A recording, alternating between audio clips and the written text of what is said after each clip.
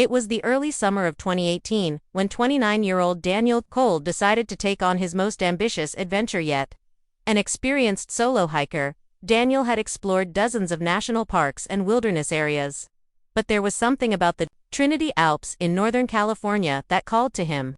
With its jagged granite peaks, dense forests, and remote valleys, the area was breathtaking but also notoriously unforgiving. Friends described him as fearless, though his family worried about his habit of venturing out alone into places where cell service vanished, and human presence was rare.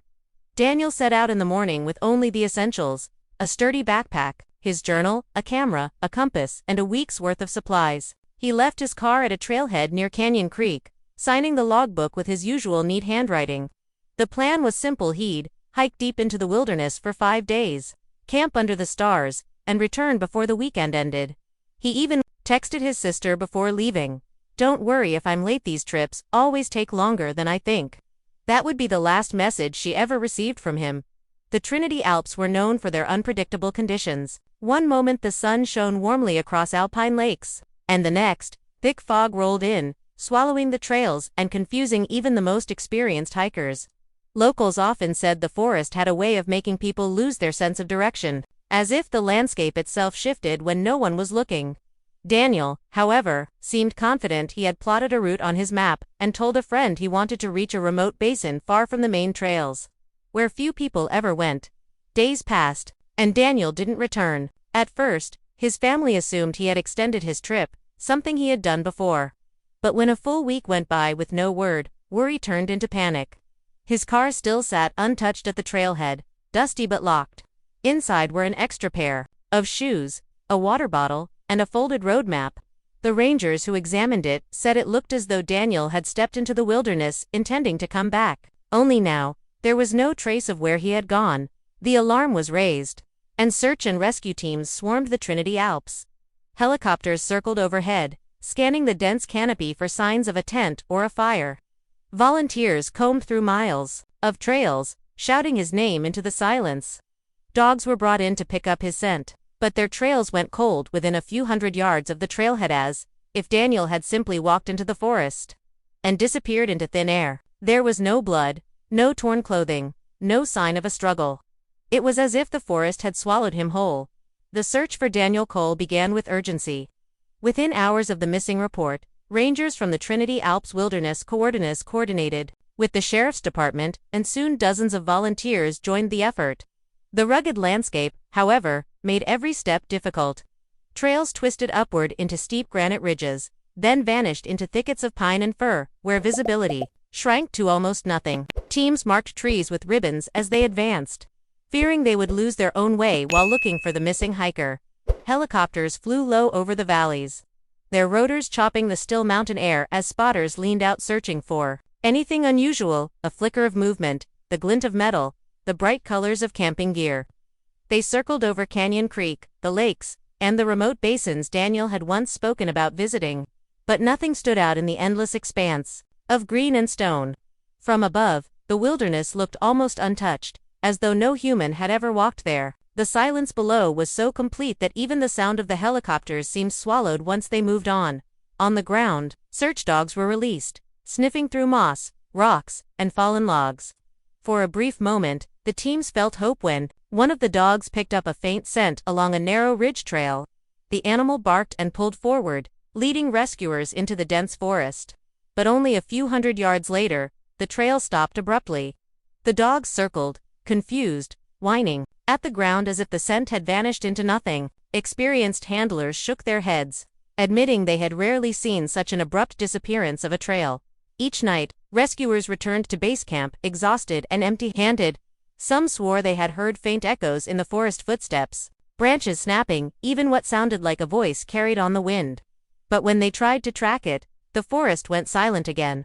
It was as if the wilderness itself played tricks on their senses. The volunteers tried to stay hopeful, but with each passing day, the possibility of finding Daniel alive grew slimmer. Still, they pressed on, convinced that some trace of him gear footprints, a campsite must be hidden somewhere out there. Weeks turned into months, and the official search was eventually scaled back. Families and close friends refused to give up, organizing their own smaller expeditions.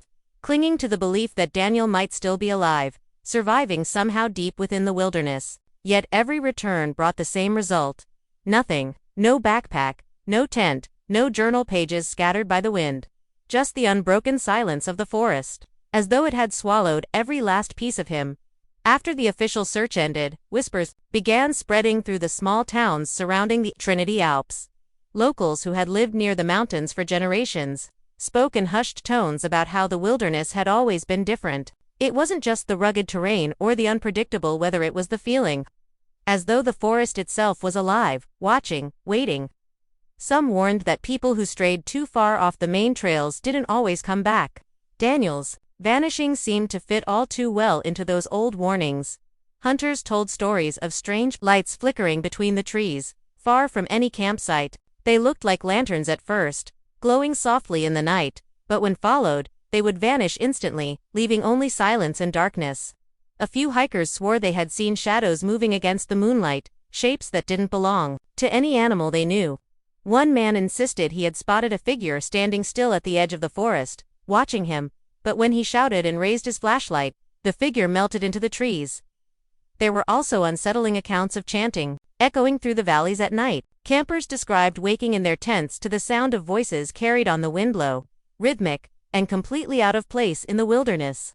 Some believed the sounds came from old mining tunnels hidden deep in the forest, remnants of a past when fortune seekers dug into the earth and, according to legend, unearthed things they shouldn't have. Others whispered about reclusive groups who still performed rituals in the mountains, preferring to remain unseen. The most chilling tales, however, were of hikers who felt followed. They spoke of footsteps pacing behind them, twigs snapping just out of sight, and a heavy sense that something unseen was tracking their every move. One woman claimed she even left offerings of food on a rock just to make the feeling stop. And when she returned the next morning, the food was gone, but there were no animal tracks anywhere around it. Locals shook their heads, saying the Alps had their own guardians, and sometimes, intruders weren't welcome. As Daniel's story spread, many began to believe he had stumbled into something far older and darker than anyone understood. Perhaps he had witnessed something he wasn't meant to see, or crossed into a part of the forest where the rules of the natural world no longer applied. And though officials dismissed these stories as campfire myths, the locals held on to them, repeating them in hushed voices whenever another hiker went missing in the endless watching woods. 5 long years had passed since Daniel Cole vanished, without a trace. His name had faded from the headlines, his case quietly shelved among dozens of other unsolved disappearances in the Sierra Nevada wilderness. To most people, Daniel had become another ghost of the mountains, a tragic story, retold around campfires by hikers. But in the fall of 2023, the silence surrounding his case shattered when a hunter stumbled across something deep within the forest, far beyond any marked trail.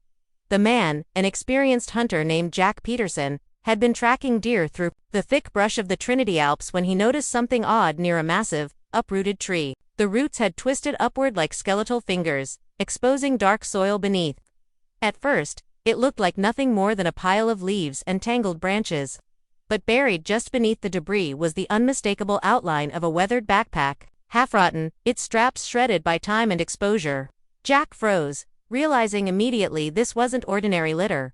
Carefully pulling it free, Jack saw that the pack was heavy with objects. Inside was a rusted compass, a faded map, and a torn, water-damaged journal. There were also small personal belongings, an empty canteen, a cracked headlamp, and a camera with its screen shattered. Despite the decay, one detail confirmed his worst suspicion. Sewn into the inside flap was a name tag. The ink faint but still legible. It read, D. Cole. The missing hiker whose story had haunted the Alps for half a decade had finally left behind a trace. What disturbed Jack most, however, was the location. The spot where he found the backpack was nearly 15 miles from Daniel's planned route. In a section of wilderness almost impossible to reach without serious climbing gear. There were no trails leading to the fallen tree, no reason anyone would have ventured there alone. It was as though Daniel had been driven or led into the most remote and inhospitable corner of the forest, and then buried his belongings deliberately. Jack carried the discovery back to town, his hands trembling as he handed the items over to authorities. The sheriff's office immediately reopened the case, sending investigators and forensic teams to the site. The forest floor was searched, metal detectors swept the soil, and drones flew overhead, scanning for more evidence. Yet, strangely, nothing else turned up. No bones, no clothing, no trace of a camp. Just that single backpack lying beneath the roots, as if waiting to be found after all those years. When investigators carefully opened the battered journal, its pages were stiff with water damage and dirt, but much of the writing remained legible. The first entries were almost cheerful, written in Daniel's neat, deliberate handwriting. He described the beauty of the Trinity Alps in glowing detail, the shimmering lakes, the endless canyons, and the sense of freedom he felt wandering. So far from civilization, I could stay out here forever. One line read. No noise, no people, just the wild. At first glance, it looked like the diary of a man completely at peace with the wilderness. But as the entries continued, the tone began to shift. On the fourth day, Daniel noted something unusual. Last night I woke up certain I heard voices. Not close, but far away, drifting through the trees. It sounded like two people speaking, though the words weren't in English. Maybe just the wind, but it was enough to keep me awake. The next morning, he wrote that he found strange piles of stones stacked near his camp, arranged in shapes that didn't seem natural. He assumed another hiker had made them, but he couldn't shake the unease. Later entries grew even more troubling. Daniel wrote about the feeling of being watched, describing moments when he'd stop on the trail and swear he saw movement in the distance. Something is pacing me, he scribbled hastily in the margin. Not an animal. Too quiet, too deliberate. His once clean handwriting had grown shaky, uneven. He admitted he considered cutting his trip short, but he was too far from his planned route to turn back easily. His notes suggested he was already wandering off course. By the sixth day, the words took on a frantic tone. The voices are louder. At night, they circle the camp. I shined my flashlight into the trees and saw eyes staring back to hide to be a deer, too wide apart to be human. I think they want me to follow them. On another page, he described hearing heavy footsteps outside his tent, so close he could hear the soil crunching under their weight. He never saw what made the noise, but he scrawled in capital letters, "I am not alone."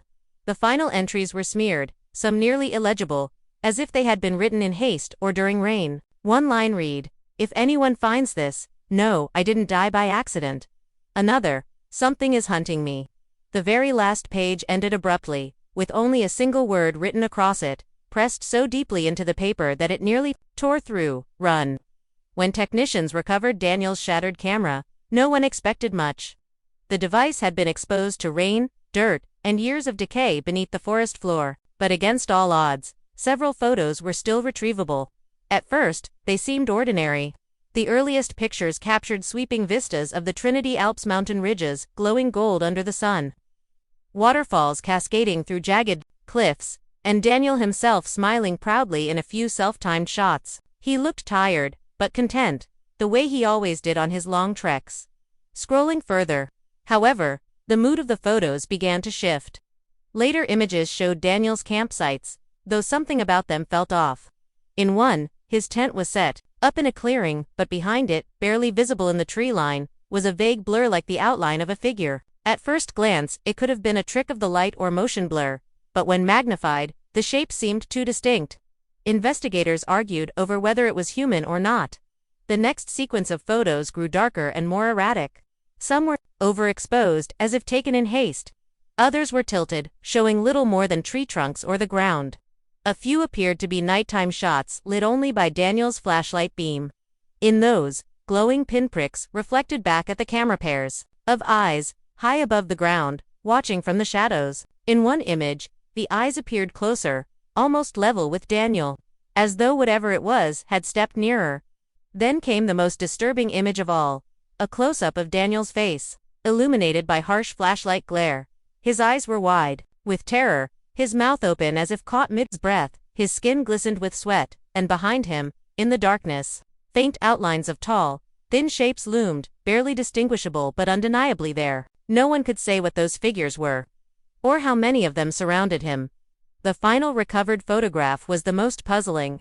It showed nothing but the forest floor dirt leaves, and the edge of Daniel's boot blurred as though the camera had fallen while he was running. There were no more images after that. Investigators could only speculate whether Daniel had dropped the camera in panic, or if something had caused him to. The unanswered question remained. What had he seen in those final moments, and what was closing in around him when the shutter clicked for the last time. Even with the discovery of Daniel's backpack, journal, and camera, the central mystery remained untouched. Where was his body? Search teams combed the area around the uprooted tree for weeks, mapping every ridge and ravine within miles. They used cadaver dogs, ground-penetrating equipment, and even drones fitted with thermal scanners, but nothing turned up. No bones, no scraps of clothing, no trace of a man who should have left behind something after 5 years in the wilderness. It was as though Daniel had simply vanished into thin air. Authorities offered rational explanations, perhaps animals had carried off his remains, scattering them beyond recognition. Yet experts countered that even in such cases, some sign is always left behind: teeth, fragments of bone, remnants of gear. But here, there was nothing. Not even a torn strap from his pack, no cooking supplies, no signs of a final camp. The absence itself became the most haunting clue, one that investigators couldn't explain. Locals, however, had their own interpretations. Many whispered that Daniel had crossed into a part of the forest not meant for people, a place older than the mountains themselves, a place that kept what it wanted. Some said the strange lights, the voices, and the figures in his photos were proof of something hidden deep within the Alps. A few even believed Daniel was still alive, taken somewhere beneath the mountains, trapped in a world that outsiders would never see. These stories grew darker as they spread, fueling the legend of the Trinity vanishing. For Daniel's family, the discovery brought no peace. His sister, who had clung to hope for 5 long years, admitted the journal entries chilled her more than his disappearance ever had. He knew something was out there, she said, her voice breaking. He was afraid, but nobody believed him when he wrote it, and now he's just gone. Each recovered word, each blurred photograph, raised more questions than answers, deepening their grief rather than easing it. To this day, hikers still report odd experiences in the Trinity Alps: that dance through the trees, whispers that echo when the wind dies, the sensation of unseen eyes watching from the darkness. Some say they feel compelled to leave the trail, as though something is drawing them deeper into the forest. And when they do, they remember Daniel Cole, the solo hiker who stepped into the wilderness one summer and never walked back out.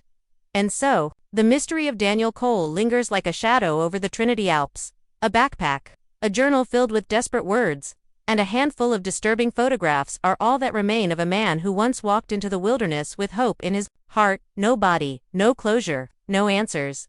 Was it the unforgiving power of nature that claimed him, or did Daniel stumble into something far older? Something hidden deep in the forest that doesn't wish to be found. To this day, hikers still vanish in the Alps, their stories echoing Daniel's in chilling detail. Some return shaken, whispering of voices in the dark. Others never return at all.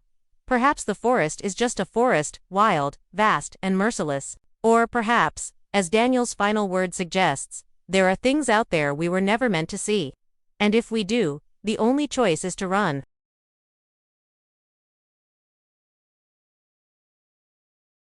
If you liked this video, don't forget to hit that like button, share it with your friends, and drop your thoughts in the comments below. Most importantly, subscribe and hit the bell icon so the next secret finds you first.